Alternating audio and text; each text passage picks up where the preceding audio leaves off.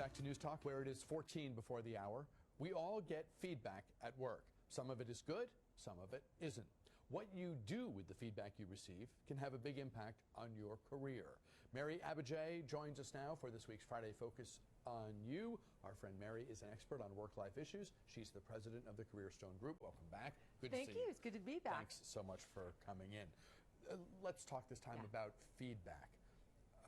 How important is it to process and deal with feedback in the best possible way? It is so important. I mean, feedback is essential for personal and professional growth. Understanding what our impact is on others and how we are doing in the workplace and in our personal lives is essential. You know, we walk around the world with blinders. We never really know what our impact is on people until they tell us.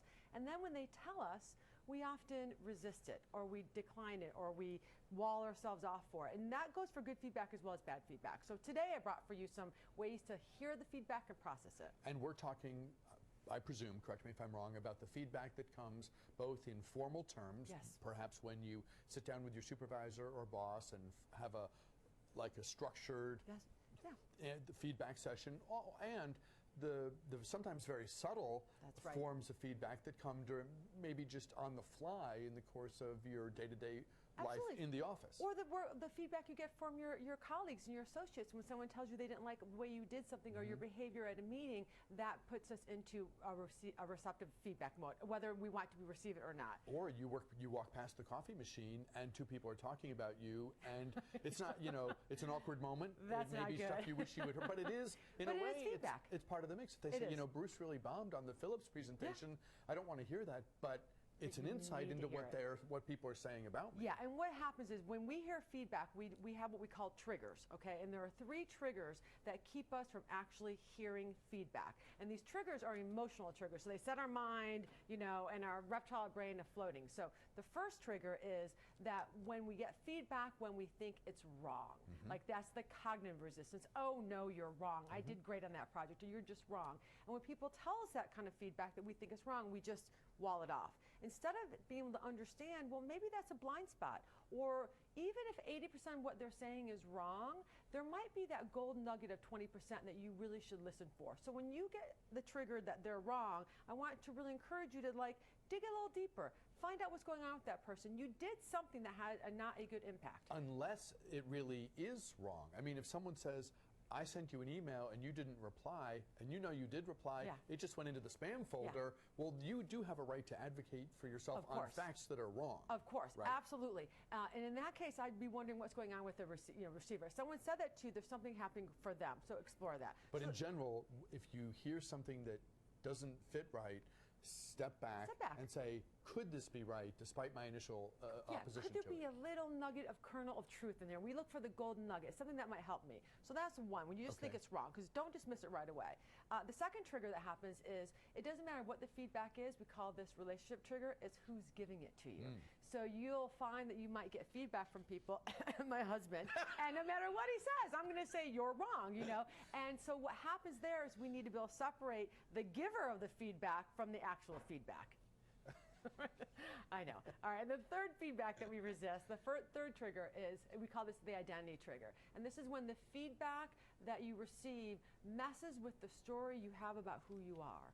And you get this feedback and you immediately go into a tailspin of like, I'm a terrible person, or I'm terrible at my job, and you catastrophize the feedback instead of understanding that feedback is about behavior, not you as a person. So these are 3 things that get in the way from us hearing feedback. So let's pivot to the feedback has come. Some of it was good, and we liked that. Some of it wasn't, and we're faced with a set of choices. Whether it fits in any or multiple of the 3 categories you've laid out. Give us some advice. Okay, so first of all, I want you to listen and breathe deeply when you get feedback. It's really helpful to ask clarifying questions. Instead of resisting or advocating, go for the really tell me more. Tell me more. Exactly what did I do? What was the impact? Really dig. Process the feedback. I want you to go back and really think about what they said. What part could be true? What part could be helpful? It's okay to tell people, let me have time to think about it. You don't need to advocate for yourself right away, and then process it. And mostly I really want you to think about, if there's something here that's useful, how can I make this, how can I turn this into a learning experience? Or how can I use this feedback to help me improve this relationship? And finally, no matter what, good or bad, you have to say thank you. You have to say thank you. You have to say thank you. You have to say thank you for bringing that to my attention. Thank you for sharing that with me. Even if you don't agree with it, giving feedback, as we know, is really hard. So you want to acknowledge that you heard the person. If it's lateral, in other words, if the information, if the critique of your performance that's coming at you isn't from the boss, supervisor, but from someone at your level, maybe it's in a meeting. The Phillips account went to, went to another company, and now it's like the postmortem. Why did we lose? Well, the marketing team stunk. Yeah. Is that feedback in the context of this conversation? That's feedback. I mean, anytime you get any kind of review of your performance is feedback. And so if that was me, I'd say, okay, well, let's talk about what could we have done better. Like, I would take control of that situation as a feedback receiver and ask for more feedback. What do you do with the temptation to resist because you don't want the criticism to stick with the boss sitting right there? That's the trigger. So then you go into exploring, and what you want to do is if you did have a contribution, you might own it right away so that you can explore other things. So like, you know what, yeah, maybe we didn't do a great job. Let's talk about what we could have done differently. You want to take that feedback in, own what pieces of yours, we don't like to own our own bad stuff, right? Own it, and then pivot to find out what you can do differently. Use it as an experience to grow and develop better relationships. I know there are people who think that they get hammered for the stuff that didn't go right, but the successes, the victories don't go as commented upon. Yeah. Can that undermine, from the boss perspective and the employee, the tool that is feedback? Yeah, so that's, positive feedback is a very interesting thing because organizations don't give it enough. And oftentimes when we get it, we brush it off, right? So when when I give you a compliment, you're like, oh, no, it's fine. So it's really important to hear positive feedback as well as negative, and it's also important to give positive feedback. Should there be an annual review? We only have a couple seconds left. I think there should be reviews every day. I think every day you should have a sense of where your performance is. I'm not a big fan of the annual review. I think it's too little. You should be having regular meetings with your people or with your supervisors. They should never be surprised by an annual review. Lots of conversation and maybe not the drama of the annual. Yeah. Interesting. Mary Abijay of the Career Stone Group is part of our Friday Focus on You rotation.